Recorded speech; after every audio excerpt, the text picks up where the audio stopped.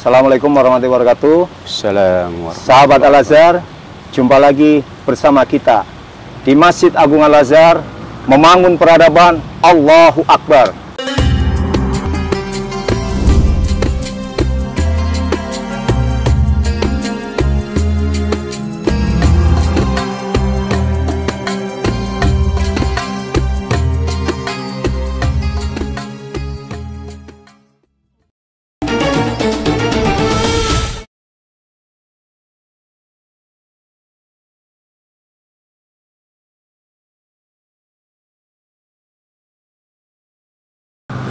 Alhamdulillah, alhamdulillahilladzi arsala rasulahu bil huda wa dinil haq liyudhhirahu 'ala dini kulli wa kafa billahi syahida.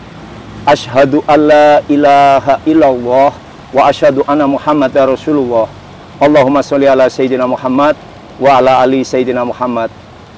Sahabat Al-Azhar, tema kita pada hari ini adalah tentang penerimaan murid baru di sekolah-sekolah Al-Azhar. Telah hadir bersama kita, narasumbernya adalah yang terhormat Bapak Dr. Andes Haji Budiono MPD, pengurus CP Al-Azhar yang membidangi pendidikan dasar dan menengah. Assalamualaikum Pak Budi. Waalaikumsalam warahmatullahi wabarakatuh. Sehat Pak Ali? Alhamdulillah. Bapak saya juga ya? Alhamdulillah, sehat. Semoga semuanya kita dalam keadaan baik dan sehat semua. Amin. Amin ya rabbal alamin. Baik Pak Budi, terkait dengan tema kita pada hari ini, ada hal yang ingin kita tanyakan, bahwa dalam rangka penerimaan murid baru Al-Azhar tahun pelajaran 2022-2023, tagline yang diusung adalah membangun generasi beradab, cerdas, dan berdaya saing global. Mohon Bapak bisa menjelaskan makna dari tagline tersebut dan kira-kira indikator ketercapaiannya seperti apa. Silakan. Ya, makasih Pak Ali. Tagline setiap PMB ini tentunya selalu mengacu pada visi pendidikan JPI Al-Azhar, yaitu kalau kami ringkas, visinya itu menumbuhkan anak atau murid yang kuat akidah dan beradab, serta iptek yang kuat, kemudian mampu bersaing di era global. Nah, sehingga tagline pada PMB tahun ini juga tadi beradab, cerdas, dan kreatif tadi. Nah, ini indikatornya sangat jelas bahwa para orang tua bersama dengan sekolah akan mengantarkan anak-anak yang mempunyai adab yang baik. Baik adab untuk diri sendiri, adab untuk orang tua, adab untuk saudara, dan adab-adab yang lain ini kalau di rumah. Tapi juga adab yang ada di sekolah, yaitu adab dengan guru, dengan teman, dengan sesama. Nah, ini adalah dalam rangka pengembangan untuk tagline adab tersebut. Nah, kemudian juga tagline itu indikatornya bahwa anak-anak Al-Azhar itu ke depan bisa mengatasi permasalahan-permasalahan dalam kehidupan. Ini sangat penting dan perlu disiapkan. Dan dalam menghadapi era global, tentunya anak-anak kita, para murid kita, itu harus siap dengan ilmu pengetahuan teknologinya, dengan kemampuan ipteknya, maka dia akan mampu menghadapi kompetitif di global dimanapun berada. Sehingga anak-anak kita tadi akan imun gitu. Kami menyebutnya akan imun gitu. Demikian Pak Ali itu. Oh ya. Baik. Menarik sekali Pak Budi ya. Jadi terkait dengan tagline ini memang sejalan dengan visi misi Al-Azhar. Betul ya. Sekali juga diharapkan anak-anak kita ada kemandirian, memiliki kemampuan bersaing di era global gitu ya. Sekaligus adab-adab yang menyangkut dirinya, keluarganya, lingkungannya bisa juga teraplikasi gitu ya. Terutama ini tentunya yang lebih utama adab pada Allah, adab pada Rasul, dan tentunya adab-adab yang memang sudah ada di sunnah kita gitu. Baik. Kalau kita bicara sebuah program PMB misalnya, pastikan kita semua berharap program ini bisa berhasil dengan baik. Amin. Maka untuk itu diyakini bahwa perlu ada kebijakan strategis yang dituangkan oleh pengurus dalam hal ini. Betul ya. Nah, dalam rangka kesuksesan program PIN tersebut, kebijakan strategis apa yang telah ditetapkan oleh pengurus JPI Al-Azhar, Pak? Ya, terima kasih Pak Ali. JPI Al-Azhar tentunya dalam mengeluarkan kebijakan PMB di tahun ini itu pasti mengacu supaya para orang tua atau peminat itu untuk dilayani dengan mudah. Sehingga kebijakan yang pertama, alhamdulillah kepanitiaan dari pusat PMB sudah terbentuk. Bahkan sudah di-launching per 1 Oktober kemarin. Nah, ini jangkanya agak panjang, ini mengharapkan supaya kemudahan-kemudahan di dalam proses itu bisa diikuti dengan baik. Itu yang pertama. Yang kedua, kebijakan, nah ini yang menarik nih, kebijakan uang pangkal, Pak Ali. Iya, iya. Nah, ini ada kebijakan-kebijakan pada tahun ini, yaitu boleh bertahap meskipun waktunya terbatas. Iya, iya. Jadi karena apa? Kita kebijakan ini diberikan karena situasinya di dalam masa pandemi. Nah, ini tentunya sangat luar biasa. Nah, kemudian kebijakan yang lain, para orang tua itu harus mudah untuk mengakses semua link dalam proses PMB. Sehingga tidak ada alasan orang tua mau dimanapun berada, itu bisa mendaftar langsung ke seluruh Al-Azhar yang dimanapun berada. Tidak dibatasi oleh tempat, waktu, dan seterusnya. Betul, Ya, ini ya, nih ya. gitu. Jadi ini salah satu kebijakan. Ya. Kemudian juga kebijakan yang lain, dibebaskan para tim-tim ini melalui media, melalui medsos manapun boleh mengeling tentang PMB ini. Insya Allah nih Pak Ali, pada tahun-tahun ini dan tahun berikutnya insya Allah akan tambah bagus. Nah, kemudian yang tidak kalah penting yaitu para pengurus selalu memberi arahan-arahan, kemudian pembinaan-pembinaan kepada seluruh sekolah-sekolah di Al-Azhar dimanapun berada, intinya supaya diberi kemudahan pelayanan di dalam proses penerimaan murid baru. Gitu Pak Ali. Saya pikir hal yang sangat menarik, Pak. Kebijakannya sangat strategis. Ada kemudahan pembayaran, kemudahan akses, kan seperti itu ya. Betul, betul. Di samping panitianya terpusat untuk memudahkan proses pengontrolan, betul, gitu ya. Baik. Berikutnya, kalau kita bicara juga tentang sekolah dan pendidikan, kita pasti akan bicara tentang penjaminan mutu. Ya, betul. Terkait dengan penjaminan mutu, hal-hal teknis apa yang sudah dilakukan di lapangan agar mutu sekolah-sekolah kita terjamin dengan baik yang tersebar di seluruh Indonesia ini, Pak? Oke. Ya, penjaminan mutu tentunya kita alhamdulillah pada saat ini kita sudah di Didasmen, yaitu di bagian pendidikan, itu sudah punya 9 standar penjaminan mutu yang utama. Apa 9 standar itu? 8 standar itu memang milik Kemendikbud, yaitu ada standar UC, standar proses, standar tendik, dan lain-lain. Nah, kita ada keunggulan yaitu satu standar. Satu standar apa itu? Yaitu standar keagamaan. Di situ adalah tadi yang kita awal sampaikan, untuk menjadikan anak yang beradab, untuk menjadikan anak yang cerdas, untuk menjadikan anak yang mandiri, dan ini adalah pembiasaan agama dalam sehari-hari. Juga termasuk dalam konsep ini yang standar 9 itu tentang kepemimpinan. Nah, ini adalah penjaminan mutu yang pertama. Yang kedua, alhamdulillah penjaminan mutu juga melalui rakor nasional maupun raker nasional para kepala sekolah. Kalau kami hitung setahun itu penjaminan mutu untuk pimpinan sekolah rakor mas dan raker itu ada 4 kali pertemuan. Misalnya kan ini luar biasa. Juga penjaminan mutu yang lain adalah evaluasi dan monitoring. Evaluasi dan monitoring para pejabat teknis ini sungguh luar biasa.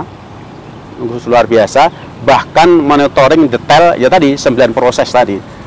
Dengan SOP standarnya adalah standar Yayasan Pesantren Islam Al-Azhar. Ini monitoring. Nah, selain itu juga tentang standar mutu kompetisi.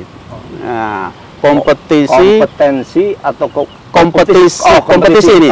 Kompetisi baik murid TK sampai SMA maupun para gurunya. Nah, ini juga untuk mengukur penjaminan mutu kita. Seberapa standar kualitas para murid dan para guru se-Indonesia itu rutin setiap tahun diadakan kegiatan ini. Kompetisi. Pak Ali juga paham bahwa ada OSA, ada UKA, ada FAS dan lain-lain. Ini adalah salah satunya itu. Juga penjaminan mutu yang lain yaitu tentang pengembangan SDM. Ya, baik secara mandiri atau yang sudah terprogram oleh tim dari Dignas atau kita. Kemudian yang lain juga aktif di dalam kegiatan-kegiatan para Bapak Ibu guru ini. Aktif kegiatan baik itu tingkat nasional maupun internasional. Selain itu juga para guru rutin setiap minggu ada jadwal khusus tentang musyawarah guru. Nah, ini juga penjaminan mutu dari kita. Nah, itu bagian menjaga profesionalisme guru, betul ya. Baik. Itu. Saya pikir sangat lengkap sekali yang terkait dengan penjaminan mutu ini, dari mulai adanya standar, kemudian adanya kemudian yang terkait dengan kompetisi antar murid gitu ya. Kemudian adanya rapat rutin yang terkoordinasikan kepala sekolah dengan pengurus pusat. Kemudian juga adanya kegiatan-kegiatan lain yang mendukung dari penjaminan mutu, termasuk musyawarah guru mata pelajaran dan seterusnya. Baik Pak Budi. Berikutnya, ini juga hal yang menarik kalau kita bicara PMB, Pak. Kalau kita bicara PMB Sekolah Al-Azhar, di bagian lain, sebagian dari orang tua kita, ada yang masih menyatakan, kok dari tahun ke tahun biayanya semakin mahal gitu ya. Artinya ada peningkatan terkait dengan biaya. Ini biasa. Bagaimana pendapat Bapak mengenai pandangan ini, Pak, tentang peningkatan biaya dan sekolah mahal gitu? Oke lah. Ini harus saya luruskan, Pak. Harusnya pernyataan sekolah mahal banyak. Sekolah mahal banyak. Tapi untuk sekolah Al-Azhar itu sangat berbeda. Karena begini, kalau kita membeli sesuatu, itu pasti yang dilihat adalah kualitas, kemudian pelayanan, baru harga. Maka harga ini tergantung gitu. Tergantung. Saya beri contoh ilustrasinya gini lah. Kalau HP yang satu dengan HP yang lain, kenapa tuh harganya mahal, tapi tidak pernah ada yang komplain? Karena apa? Fiturnya banyak, kontennya banyak, kualitasnya bagus, pelayanannya bagus. Nah, sehingga kalau harga di sekolah pun membandingkan harus apple to apple itu, yang sejenis, yang kualitasnya sama. Apalagi di Al-Azhar, kenapa disebut kadang-kadang mahal? Karena uang pangkal dibayar di depan. Kita ambil contoh misalnya SD, 30 juta dibayar di depan. Tapi kalau sekolah-sekolah yang di luar Al-Azhar sudah membayar di depan, nanti setiap naik itu membayar, setiap akhir tahun bayar. Kalau di total itu lebih besar daripada Al-Azhar. Sesungguhnya seperti itu. Kita ilustrasi lagi gini Pak Ali. Misalnya SD itu 30 juta uang pangkalnya. Sesungguhnya kalau kita hitung berarti uang pangkal 1 tahun di SD itu cuma 5 juta. 1 tahunnya. Karena kan dikalikan dengan 6 kalikan 6 tahun kan. Kalau kita hitung bulan, paling sekitar 400 ribuan lah. 400 lebih dikit ribu bagi 12. Kalau dihitung bulan apalagi, paling sekitar atau hari sekalian lah. Kita bagi hari berarti 15.000 per hari. Sekitar 15.000 nggak ada. 14 ribuan lah itu. 14 ribu. Itu dari uang pangkal sehari. Kemudian kalau SPP katakanlah sambil rata-rata saya sebutkan 1.200.000 lah. Ini sudah termasuk 1.200.000. Itu berarti perharinya paling berapa? Kalau kita bagi 12 berarti sekitar berapa ya? 100 kalau per bulan berarti dibagi 30 berarti sekitar baginya 22 hari aja Pak. Kalau 22 hari. Kalau tadi itu kan sekitar 14.000 ya. Nah, ini sekitar nggak ada 30 kalau kita bagi, coba saya hitung sebentar. Jadi 1.200.000 dibagi 22 Pak ya? 22 itu sekitar 50 ya? 40-an ribu lah. 40.000 ya? 40.000. Jadi tadi berarti sekitar 54.000 kan? SPP 40.000 per hari, kemudian tambah 14.000 tadi 54 kan? Jadi para orang tua ini nyekolahin di Al-Azhar sehari sekitar 54 hari, 54.000. Ini kalau dibandingkan harga semangkok bakso di mall sama harga non bioskop. Iya, iya. Ini coba Iya, iya. bayangkan sekarang menyekolahkan anak di Al-Azhar, kemudian dari awal sudah diajari adab yang baik, ketemu bapak ibu gurunya yang penuh dengan senyum, dengan penuh dengan hatinya dalam mendidik anak-anak, pembiasaan masuk kelas sudah ikrar, mendoakan orang tua, sudah tadarus, belum pembiasaan-pembiasaan lain. Artinya kurikulum kita itu dunia sampai akhirat gitu. Sehari berapa tadi? 54.000. Maka sesuai ya kira-kira ya. Sangat sesuai dan sangat pas lah, terjangkau untuk sekolah di Al-Azhar itu. Jadi maka kata-kata mahal tadi ada penjelasannya. Ada penjelasannya dan bukan untuk Al-Azhar. Artinya sekolah mahal banyak gitu. Bukan hanya untuk Al-Azhar aja, tapi itu seperti itu Pak Ali. Iya, untuk sekolah mahal tadi ya Pak Ali. Wah, ini menarik memang, itu selalu jadi pertanyaan itu. Hampir tiap tahun. Tapi kita sudah alhamdulillah cara menjelaskannya seperti itu gambarannya gitu ya. Baik, Pak. Berikutnya berdasarkan kebijakan Dinas Pendidikan, saat ini kan sekolah-sekolah negeri maupun swasta telah melaksanakan pembelajaran tatap muka terbatas. Alhamdulillah, ya, alhamdulillah. Dengan protokol kesehatan yang ketat tentunya Pak ya. Nah, pertanyaannya adalah bagaimana kesiapan sekolah-sekolah Al-Azhar melakukan kegiatan tersebut, Pak? Ya, alhamdulillah. Kita di JPA Al-Azhar juga punya Satgas COVID ya, Satgas COVID di JPA Al-Azhar. Dan melalui Satgas COVID inilah merekomendasikan sekolah-sekolah yang sudah siap untuk tatap muka. Dan alhamdulillah rekomendasi dari Satgas COVID ini semua merekomendasikan bahwa semua sekolah Al-Azhar sudah layak dan siap untuk tatap muka. Nah, bahkan alhamdulillah beberapa sekolah sudah banyak yang menjadi piloting project tatap muka di awal dulu. Nah, sehingga persiapan ini sangat baik, dan kami menyadari yang perlu menjadi persiapan para bapak ibu guru juga penting, karena selama pandemi kurang lebih 1,5 tahun ini pasti perubahan-perubahan para murid, para guru, para orang tua ini sangat luar biasa. Sehingga persiapan proses pembelajaran tatap muka pun kita juga harus menyesuaikan perubahan itu. Ini terjadi perubahan-perubahan itu.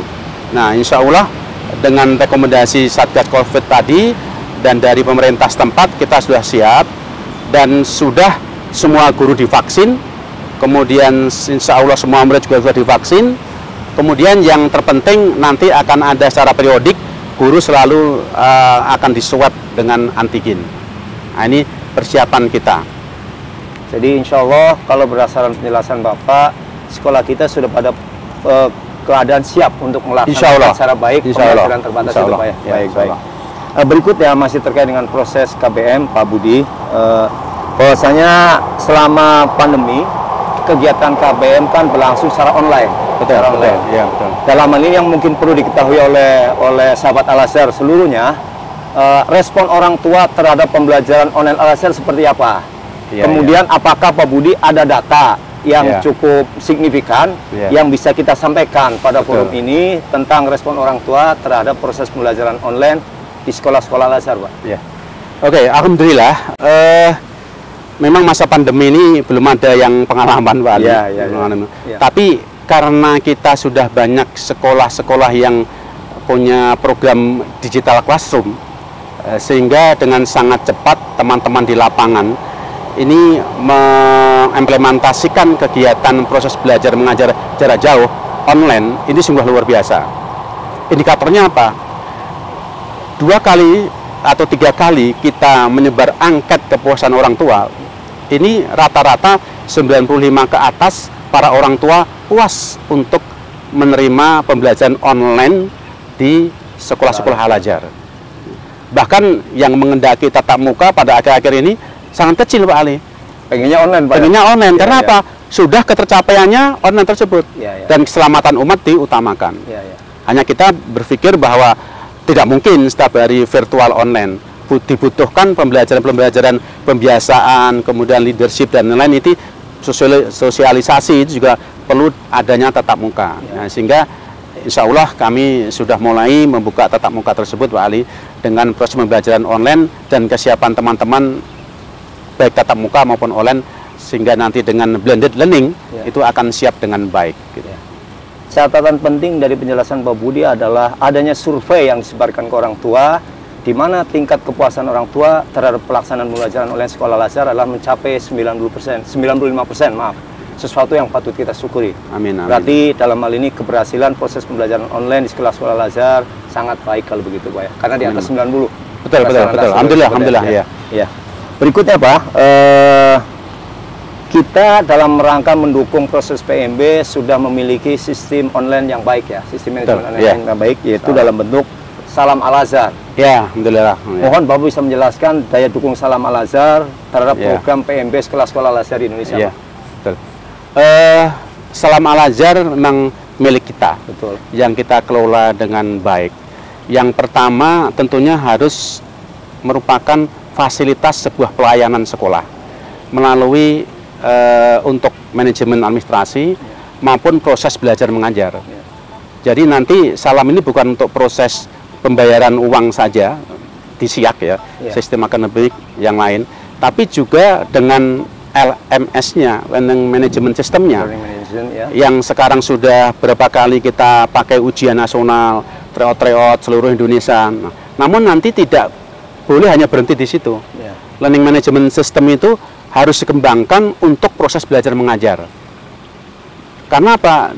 Nanti ke depan dengan perubahan para murid setelah tadi Pak Ali, setelah masa PJJ tadi, ini kan kreativitas online anak-anak luar biasa. Guru luar biasa, sehingga terbiasa sehingga nanti dengan pengembangan LMS nanti harus banyak video-video yang ditampilkan kreativitas para guru dan murid lebih banyak.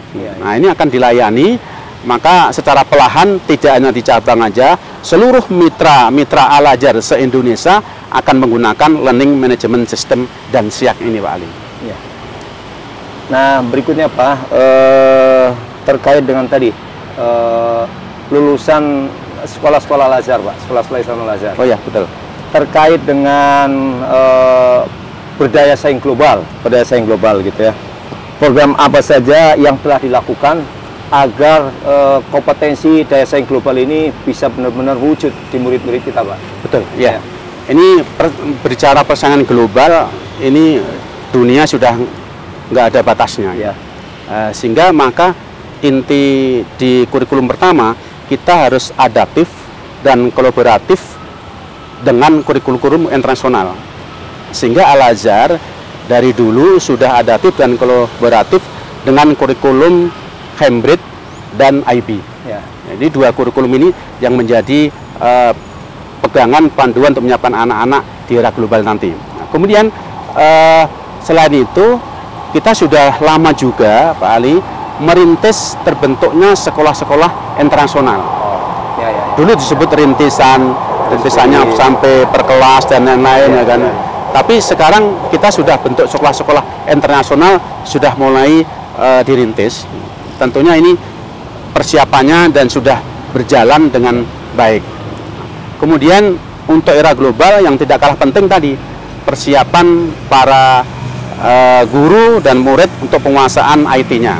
Sehingga sekarang persiapan SDM kita, guru yang masuk ke Al-Azhar, ini selain akidah, akhlak, agamanya bagus, kuat, juga IT dan bahasa asingnya, terutama bahasa Inggrisnya, dan Arabnya harus kuat. Nah ini yang menjadi arah supaya menyiapkan anak-anak mampu bersaing di era global tadi gitu Pak Ali. Artinya bahwa selain kita menyiapkan program yang berbasis program, juga terkait dengan pengembangan sumber daya manusia untuk mendukung kesiapan global ini pada pendidikan anak-anak. Baik sekali Pak. Nah terakhir ini Pak, kira-kira kalau ada pertanyaan dari sahabat kita Al-Azhar, apa sih pembeda sekolah Al-Azhar dengan sekolah lain di luar sana Pak? Kira-kira yang menjadi sebuah nilai yang spesifik katakanlah. Betul. Iya. Ini yang harus diketahui oleh para orang tua dan pecinta Al-Azhar, juga masyarakat secara umum ya kan, bahwa Al-Azhar itu punya ciri khas memadukan, mengintegrasikan kurikulum nasional dengan kurikulum Al-Azhar, sehingga para pendahulu kita sampai sekarang sering kita ambil 100% kurikulum nasional, tapi kita padukan dengan 100% kurikulum Al-Azhar. Karena apa? Kita memahami kurikulum Al-Azhar itu penting, sehingga seluruh bapak guru itu tidak dibedakan guru agama dan guru umum. Seluruh guru Al-Azhar adalah guru agama. Nah, sehingga kenapa? Karena target kita memadukan kurikulum Kemendikbud dengan kurikulum Al-Azhar tadi. Ya. Nah, ini keunggulan dari kita, Bapak Ibu. Kemudian seluruh Al-Azhar itu memiliki ciri-ciri tersendiri di masing-masing sekolah ini untuk pendidikan Al-Azhar. Nah, ini terlihat dari testimoni para alumni. Ya. Ini kepuasan model Al-Azhar sangat luar biasa, terutama pada bapak ibu gurunya. Kalau kita bisa mengatakan bahwa sebuah metodologi itu penting, Ya. tapi metodologi nggak ada artinya kalau tidak ada bapak ibu guru. Bapak ibu guru tidak ada artinya kalau mendidik putra putrinya tidak dengan rohnya, tidak dengan hatinya. Nah, ini yang menjadi kekuatan Al-Azhar, para gurunya di situ, bahwa mendidik putra putri kita dengan hati. Nah, ini yang menjadi ciri khas kita, Pak, selain teknologi dan lain-lain gitu. Jadi kalau bisa dikatakan secara spesifik, pembeda sekolah Al-Azhar pada kurikulumnya, Betul. teknologi pendukung, Iya. kemudian guru-gurunya Kualitas sudah guru. terbiasa kualitas dan mengajarkannya dengan hati. Betul, iya. Ini sesuatu yang mudah-mudahan bisa menjadi daya tarik tersendiri buat sekolah ya, Al-Azhar. amin. Baik, sahabat Al-Azhar dimanapun berada yang dirahmati Allah, baru saja kita telah berbincang-bincang dengan narasumber kita, Bapak Dr. Andes Haji Budiono MPD, selaku Ketua yang membidangi pendidikan dasar dan menengah tentang proses PMB di sekolah-sekolah Al-Azhar. Yang secara garis besar tadi kita bicara tentang proses PMB-nya, mekanismenya, faktor pendukungnya, kemudian juga penjaminan mutu, karena ini penting. Termasuk di dalamnya tadi kita juga bicara tentang kesiapan sekolah Al-Azhar menghadapi pembelajaran tatap muka terbatas, termasuk juga penerapan protokol kesehatan secara ketat. Ya. Di dalamnya juga tadi kita telah bicara tentang bagaimana murid-murid kita disiapkan bersaing di era global, termasuk di dalamnya adalah ada ciri khas pembeda antara sekolah Al-Azhar dengan sekolah-sekolah lain di luar sana. Mudah-mudahan dengan perbincangan kita pada hari ini, sahabat Al-Azhar dimanapun berada, ada pesan yang jelas tentang proses PMB Al-Azhar, proses-proses yang terjadi dalamnya dalam kaitan KBM, dan hal-hal lain yang ingin dicapai.